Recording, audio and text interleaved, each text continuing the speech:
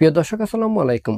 গত জুলাই আগস্টে ঘটে যাওয়া গণঅভ্যুত্থানের মধ্য দিয়ে তৎকালীন আওয়ামী লীগ সরকারের পতনের পর পতিত সরকারের গুরুত্বপূর্ণ ব্যক্তিদের বেশিরভাগই দেশ ছেড়ে পালিয়েছেন। আবার যারা পালাতে পারেননি তারা দেশের অভ্যন্তরে লুকিয়েছিলেন। আমরা এই অবস্থা দেখেছি আওয়ামী লীগ এবং আওয়ামী লীগের নেতৃত্বাধীন রাজনৈতিক জোটের নেতাকর্মীদের বেলায়ও। অর্থাৎ আওয়ামী লীগ তথা আওয়ামী লীগের নেতৃত্বাধীন রাজনৈতিক জোটের নেতাকর্মীদের যারা পালাতে পেরেছেন তারা দেশ ছেড়ে পালিয়ে গেছেন।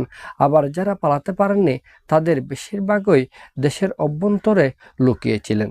আমরা দেখেছি পরে এই সমস্ত নেতাকর্মীরা ধীরে ধীরে আইনশৃঙ্খলা রক্ষাকারী বাহিনীর হাতে আটক হয়েছেন। বর্তমানে এই সমস্ত রাজনৈতিক নেতৃবৃন্দরা বিচার প্রক্রিয়ার মধ্য দিয়ে যাচ্ছেন।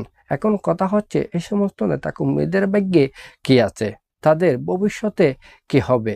আজকে আমরা আলোচনা করব এই ভিডিওতে সেই বিষয়টি নিয়ে। প্রথমত, যেহেতু এই সমস্ত গুরুত্বপূর্ণ রাজনৈতিক নেতৃবৃন্দদেরকে সুনির্দিষ্ট অভিযোগের ভিত্তিতে গ্রেপ্তার করা হয়েছে, সেহেতু তাদের বিরুদ্ধে যে ধরনের অভিযোগ রয়েছে তার বিচার হবে। তাদেরকে বিচার প্রক্রিয়ার মধ্য দিয়ে সামনের দিকে এগিয়ে যেতে হবে। যদি তারা দোষী সাব্যস্ত হন তাহলে তাদেরকে কারাবরণ করতে হবে, আর যদি তারা দোষী সাব্যস্ত না হন তাহলে তারা বের হয়ে আসতে পারবেন। দ্বিতীয়ত, কোনো রাজনৈতিক দল বা জোট যদি নির্বাচনের মাধ্যমে ক্ষমতায় আসে তাহলে এই ধরনের অভিযুক্ত ব্যক্তিরা সরকারের সাথে আলাপ আলোচনা করে বা নির্বাহী আদেশে মাপ পেলেও পেতে পারে, বা তাদের মামলা খারিজের মাধ্যমে তারা বের হয়ে আসতে পারে। তৃতীয়ত, বর্তমানে বাংলাদেশের রাজনৈতিক পরিস্থিতি যে আকার ধারণ করেছে তাতে যদি বর্তমান অন্তর্বর্তীকালীন সরকার ব্যর্থ হয়, নতুন কোনো সরকার আসে, তাহলে এই ধরনের অভিযুক্ত ব্যক্তিরা বের হয়ে আসতে পারবেন।